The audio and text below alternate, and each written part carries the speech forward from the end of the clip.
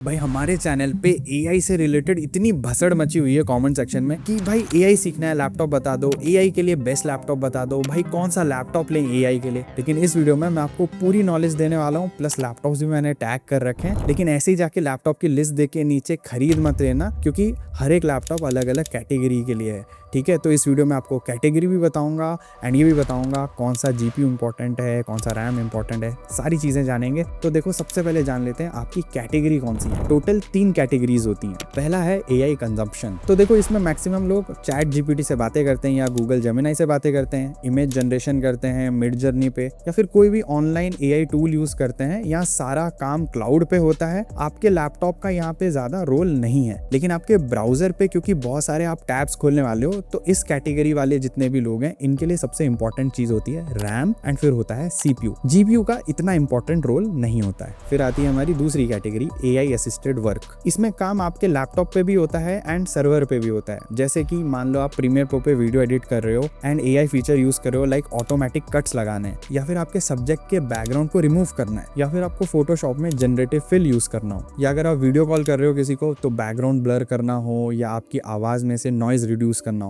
इन सारे कामों के लिए आपका लैपटॉप भी यूज होता है, प्लस क्लाउड पे भी कुछ मामला चल रहा होता है। तो ये एक सेमी लोकल वर्क फ्लो है। यहाँ पे रैम एंड सीपीयू ज्यादा इंपॉर्टेंट होता है, जीपीयू भी इंपॉर्टेंट होता है बट उतना नहीं। फिर आती है हमारी तीसरी कैटेगरी लोकल एआई टास्क। यहाँ पे स्टेबल डिफ्यूजन रन करना हो, या एलएलएम मॉडल्स रन करने हो लाइक लामा, या फिर आपको एआई मॉडल ट्रेनिंग करनी हो या फाइन ट्यूनिंग करनी हो, डेटा साइंस या एमएल के बड़े प्रोजेक्ट्स हो। यहाँ पे बेसिकली सबसे इंपॉर्टेंट चीज होती है आपका ग्राफिक कार्ड, फिर होता है रैम एंड फिर सीपीयू। तो आप देख लो इन 3 कैटेगरीज में से आप कौन सी कैटेगरी में फॉल करते हो। और हाँ, अगर आप एक से ज्यादा कैटेगरी में फॉल करते हो तो ऊपर वाली कैटेगरी को कंसीडर करना है। तो सबसे ऊपर आती है लोकल एआई टास्क वाली कैटेगरी, फिर आती है एआई असिस्टेड वाली कैटेगरी एंड लास्ट में आती है एआई कंजप्शन वाली कैटेगरी। तो आप डिसाइड करो आप कौन सी कैटेगरी में फॉल करते हो एंड इस बीच में वीडियो को लाइक और चैनल को सब्सक्राइब करना बिल्कुल मत भूलना। अब हम बात करते हैं दोस्तों सीधा सीपीयू के बारे में। तो देखो, हमको i5 i7 वाले सीपीयू ही मोस्टली कंसीडर करने हैं अगर आप इंटेल में देख रहे हो, या फिर आप कोर 5 कोर 7 भी कंसीडर कर सकते हो, या फिर अल्ट्रा 5 अल्ट्रा 7 भी कंसीडर कर सकते हो अगर आप ओवरऑल इंटेल में ही सीपीयू देख रहे हो। राइजन में अगर जाओगे तो आप राइजन 5 या राइजन 7 या राइजन 9 के सीपीयूज को कंसीडर कर सकते हो। इंटेल में जब आप i5 i7 देखते हो तो आगे एक नंबर रहता है, उसमें लिखा रहता है या तो 12450H या फिर लिखा रहेगा 12500H। तो देखो, जो नंबर है अगर वो 12 से शुरू हो रहा है तो वो 12 जनरेशन कहलाता है, 13 से शुरू होगा तो 13 जनरेशन जितना ज्यादा रहेगा उतना बेहतर।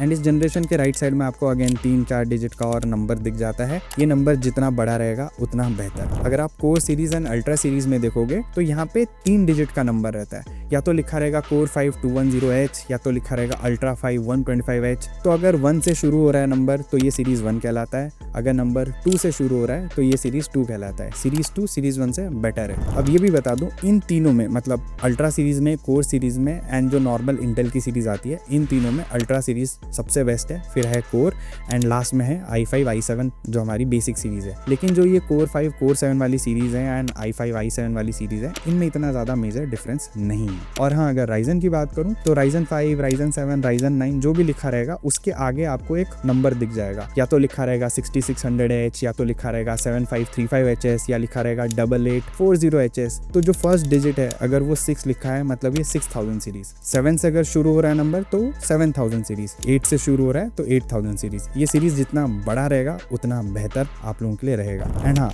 आप कोई भी सीपीयू लोगे लास्ट में भाई एक अल्फाबेट रहता है या 2 अल्फाबेट रहते हैं, या तो लिखा रहेगा HX HS H या U या P। तो देखो, सबसे बेस्ट रहता है HX, फिर आता है H, फिर आता है HS और उसके नीचे फिर P एंड U। तो अगर फर्स्ट कैटेगरी में आते हो आप U एंड P सीरीज का i5 वाला कोई भी लैपटॉप ले सकते हो। इनफैक्ट i3 वाले लैपटॉप्स भी कंसीडर कर सकते हो क्योंकि आपके सीपीयू पे कोई भी प्रेशर नहीं पड़ता है। और हाँ, सेम वे आप राइजन 3 राइजन 5 के U सीरीज वाले सीपीयू भी कंसीडर कर सकते हो। लेकिन अगर आप सेकंड कैटेगरी में आते हो तो भाई आपको i5 कोर 5 या अल्ट्रा 5 वाले सीपीयूज ही लेने हैं एंड राइजन में आपको 7000 8000 सीरीज वाले सीपीयू लेने। 6000 सीरीज भी चलेगा बट हाँ, उससे नीचे नहीं जाना है। और एक और चीज, आप H या HS सीरीज वाले ही CPU को कंसिडर करना, U एंड P CPU को प्लीज कंसिडर मत करना। और अगर आप थर्ड कैटेगरी में आते हो तो आपको सिर्फ HX सीरीज वाले CPU ही कंसिडर करने हैं। HX सीरीज जो है वो राइजन इंटेल दोनों में मिल जाता है, या फिर अगर आप इंटेल में देख रहे हो तो आप अल्ट्रा 5 के H सीरीज भी कंसिडर कर सकते हो। जस्ट मेक श्योर कि सीरीज 2 कंसिडर करना है, मतलब जो अल्ट्रा के आगे 3 डिजिट का नंबर होगा वो 2 से शुरू होना चाहिए एंड एंड में H होना चाहिए। और हाँ, राइजन के AI सीरीज वाले CPU भी आते हैं, लाइक राइजन AI 7 350 या राइजन AI 9 फिर सो एंड सो नंबर। तो देखो ये वाले CPU स्मार्ट CPUs है, मतलब इनमें आपको बैटरी बैकअप थोड़ी बेटर मिल जाती है, बट इतनी तगड़ी परफॉर्मेंस नहीं देते हैं टू बी ऑनेस्ट।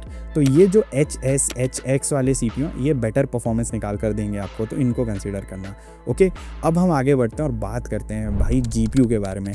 देखो पहले क्लियर कर देता हूँ, अगर आप फर्स्ट कैटेगरी में आते हो आप इंटीग्रेटेड ग्राफिक कार्ड वाला कोई भी लैपटॉप ले सकते हो, आपको कोई दिक्कत नहीं आएगी। लेकिन अगर आप सेकंड या थर्ड कैटेगरी में आते हो तो आप डेडिकेटेड ग्राफिक कार्ड के बारे में ये चीज़ें जान लो। जैसे मान लो 3050 लिखा है तो 30 कहलाता है सीरीज, 50 कहलाता है इसका टीयर, मतलब फर्स्ट 2 डिजिट जो है वो सीरीज कहलाएगा एंड लास्ट 2 डिजिट कहलाएगा इसका टीयर। जैसे 4050 में 40 सीरीज है, 50 टीयर है, 4070 में 40 सीरीज है, 70 टीयर है एंड 5070 में 50 सीरीज है, 70 टीयर है। सो जब भी सीरीज इंक्रीज होती है एंड टीयर कांस्टेंट रहता है तो परफॉर्मेंस भी इंक्रीज होती है। लाइक 3050 से बेटर परफॉर्मेंस देगा 4050, 4050 से बेटर परफॉर्मेंस देगा 5050 एंड वैसे ही जब सीरीज कांस्टेंट रहती है एंड टीयर बढ़ता है तो भी परफॉर्मेंस इंक्रीज होती है। लाइक 4050 से बेहतर परफॉर्मेंस देगा 4060 एंड 4060 से बेहतर परफॉर्मेंस देगा 4070। एंड आई नो अभी आप में से बहुत सारे लोग सोचे होंगे जब दोनों ही चीजें बढ़ रही होंगी तब किसको कंसीडर किया जाए, मतलब अगर सीरीज भी बढ़ रहा है टीयर भी बढ़ रहा है तब क्या कंसीडर किया जाए। देखो तब हमेशा हमको फर्स्ट प्रायोरिटी देनी है टीयर पे, मतलब अगर 4060 है एंड 5050 है, इन दोनों में टीयर भी बढ़ा है सीरीज भी बढ़ी है, तो कौन सा वाला बेटर परफॉर्मेंस देगा? इन दोनों में 4060 बेटर परफॉर्मेंस देगा क्योंकि इसमें टीयर 4060 का बढ़ा है। ठीक है, तो हमेशा टीयर को फर्स्ट प्रायोरिटी देनी है आपको। फिर दोस्तों मान लो दोनों सेम सीपीयू हैं बट VRAM एक की कम है और एक की ज्यादा है, इन दोनों में आप किसको कंसीडर करना है? तो हमको ज्यादा VRAM वाले जीपीयू को कंसीडर करना है, मतलब 4GB का 3050 है एंड 6GB का 3050 है, 6GB के 3050 को हमको कंसीडर करना है। एंड दोस्तों फिर TGP का मामला आ जाता है, लाइक दो 3050 है, एक में 75 वॉट की TGP है, एक में 60 वॉट की TGP है एंड VRAM दोनों का सेम है,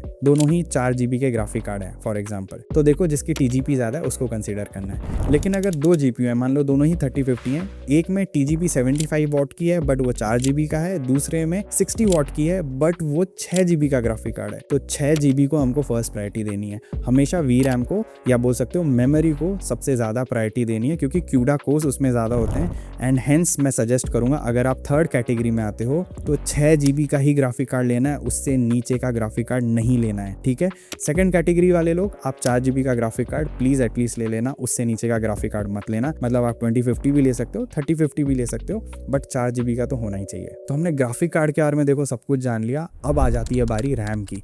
रैम में देखो LPDDR सीरीज के रैम है, DDR सीरीज के रैम है। तो अगर फर्स्ट कैटेगरी में आते हो आप DDR4 या LPDDR4, LPDDR5, LPDDR4X या LPDDR5X आप कोई भी रैम को कंसीडर कर सकते हो। रैम आपके लिए इंपॉर्टेंट है क्योंकि आप बहुत सारे टैब्स खोल के AI वाले जितने भी टूल्स हैं उनको यूज कर सकते हो। तो मैं बोलूंगा अगर आप DDR4 वाला रैम ले रहे हो तो 16GB वाला रैम ले लेना, अगर DDR5 ले रहे हो तो 8GB वाला रैम भी चलेगा। अगर आप दूसरी या तीसरी कैटेगरी में आते हो तो प्लीज DDR5 सीरीज का ही रैम लेना है, LPDDR सीरीज का रैम नहीं लेना है क्योंकि फ्यूचर में अपग्रेड नहीं कर पाओगे। दूसरी चीज, अगर आप सेकंड कैटेगरी में आते हो तो 16GB RAM is more than enough for you, आराम से आपका काम हो जाएगा, डोंट वरी। लेकिन अगर आप थर्ड कैटेगरी में आते हो मैं हाईली सजेस्ट करूंगा 32GB वाला RAM low, but I know अभी मार्केट की हालत बहुत खराब है तो आप 16GB वाले से शुरू कर सकते हो, बट मेक श्योर प्लीज कि आपके लैपटॉप में एक्स्ट्रा स्लॉट्स होने चाहिए रैम के लिए ताकि आप फ्यूचर में 32GB या 64GB तक अपग्रेड कर सको। क्योंकि मैं रिपीट कर देता हूँ थर्ड कैटेगरी के लिए भाई रैम एंड GPU सबसे ज्यादा इंपॉर्टेंट होता है। तो हमने देखो रैम भी देख लिया, GPU भी देख लिया, CPU भी देख लिया, अब SSD की बारी।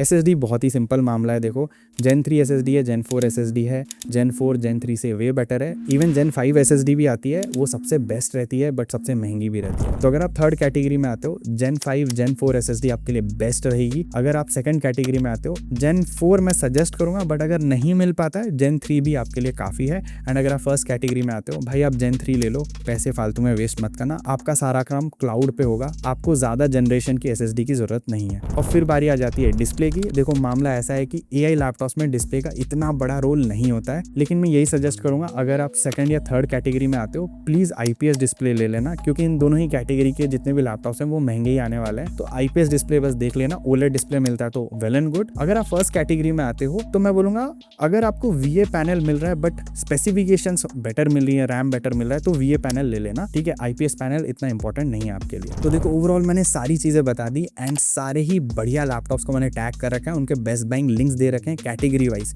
तो जाके चेकआउट जरूर कर लेना, आपकी बहुत ज्यादा हेल्प हो जाएगी। एंड इस वीडियो को प्लीज लाइक जरूर करना, हाइप जरूर करना, ऐसे वीडियोस के पीछे बहुत मेहनत जाती है। एंड प्लीज चैनल को सब्सक्राइब भी जरूर कर लेना, बहुत लोग देखते हो वीडियो बट सब्सक्राइब नहीं करते हो यार, प्लीज डू सब्सक्राइब ऐसे इंपॉर्टेंट वीडियोस देखने के लिए। मैं मिलता हूं आपको अगले वीडियो में, until then over and out.